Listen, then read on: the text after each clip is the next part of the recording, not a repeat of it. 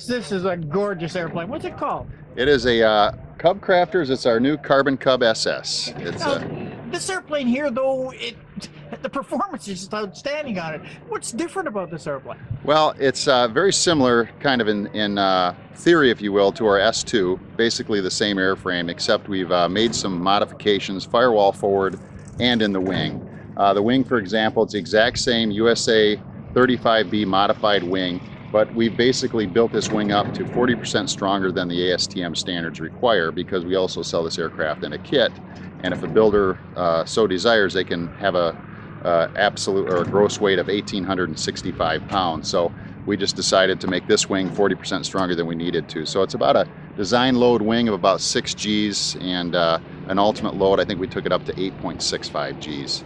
And then firewall forward, we have a ECI Stroker 340 engine.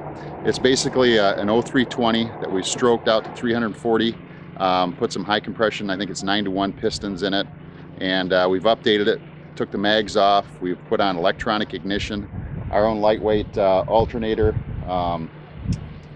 exhaust, and some of the other engine components. But basically we've dropped the weight on a 180 horsepower engine by about 25, 26 pounds, and it's still producing 180 horse. But we're limited to that 180 horse in the light sport category for 5 minutes, and then we reduce the power down to 80, which is a normal cruise power setting anyway, you know, 2250, 2300 RPMs based on whatever altitude you're at. But yeah, the performance, the airplane speaks for itself. It does a very good job, comes up and out of I mean, you were airborne, and I measured it yesterday. It was about 50 feet. Yeah, and the climb rate had to be pretty close to 2,000 feet. It was about, yesterday with the winds that we had here, yeah, about 45 feet for takeoff and 2,100, 2,200 foot per minute, and it'll sustain that up through, you know, 4,000 to 5,000 feet, and then it'll slowly start dropping off down to, you know, 1,700 to 1,500 foot. But it definitely is a performing airplane. It really is.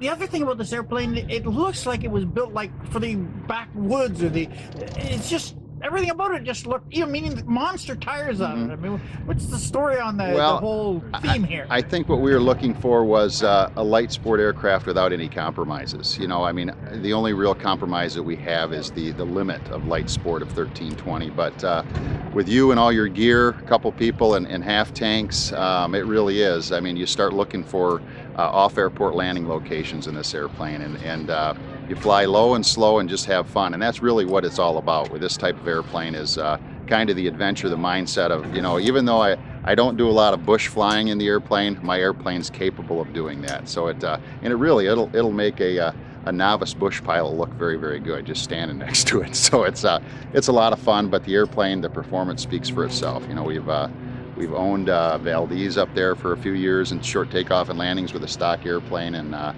it's great on straight floats, and we also offer the Bauman 1500As and the 1500 straight floats. And we're on the water, I think down at Sebring, we were off in about 4.5 seconds. So you don't need a lot of water and you don't need a lot of runway. So our motto is kind of take your airport with you wherever you go. So and this is a big, roomy airplane too. Yep. You're not jammed into it like you are some of the other airplanes. Yeah, it has a ramp presence about it when you walk up to it, especially with the 29-inch tires. It sets up pretty high. And inside, I'm 6'3". I can climb in and out of this no problem. The front seat's got a lot of room. The back seat has got a lot of room. Both very, very comfortable seats. The aircraft's got about 3.5 hours range with normal fuel burn. And after 3.5 hours, you're ready to get out and, you know, grab a sandwich and get a little more gas and be on your way. So typically flight planning, you're burning about 8 gallons of fuel an hour. And as you come back on the throttle, the electronic ignition, it actually advances the spark, and it gets quite miserly. I mean, you can get it down to just over 5 gallons an hour, you know, out just tooling around at 70 miles an hour. It does a very good job on fuel also. So now the airplane is available, I guess, as a light sport aircraft, and then you mentioned experimental. So is it also available in the experimental light sport aircraft category? Well, what we do is with all of our aircraft, when they're born, if you will, they all come in, and our Carbon Cubs, they all come in under that magical 900-pound weight limit. And I believe this one was 883 pounds when it was certified SLSA. And then a lot of our customers that want to go with the bigger tires or the avionics upgrade, or, you know, autopilots or whatever, that's going to add a little bit more weight to that airplane and actually take it over the 900 pounds. What we do then is we recertify the aircraft just basically exchange that SLSA certificate in for an ELSA certificate. And then of course we can deliver it to the customer with the options they want on it. They're going to take them over that 900 pounds, and then the customer really can operate it as an experimental light sport, and that opens up a few other little things that they're capable of doing. You know, if they have the lighting package on it, you can fly the airplane at night at that time.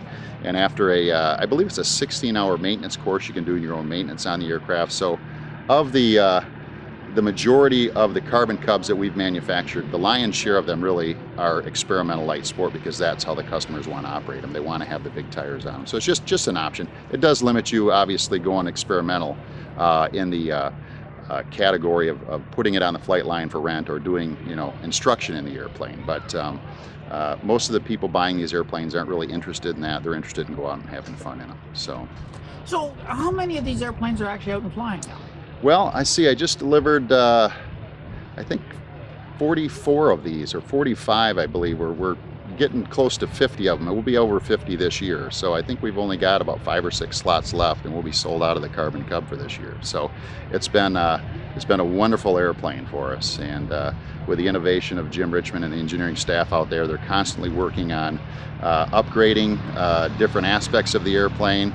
And they've got a couple other things kind of in the skunk works out there. So it's constantly changing and evolving to meet what the customers demand. So we're going to show up at Sebring probably with something even a little more. Well, Sebring, it may be, I don't know. It's, you know, they're pretty tight-lipped about it, but there's a little bit of scuttlebutt going around that they're constantly working on things, and it may be an upgrade to this. It may be a different airplane. It may be, who knows what it's going to be. But we don't sit still for very long out there. So if somebody wanted to get more information, follow along, get in touch with what's the easiest way? The easiest way really is go to our website, CubCrafters.com. We have got just a fantastic website out there. John Bliss is he's a internet wizard, if you will. We've got webcams. You can see your aircraft being built from start to finish.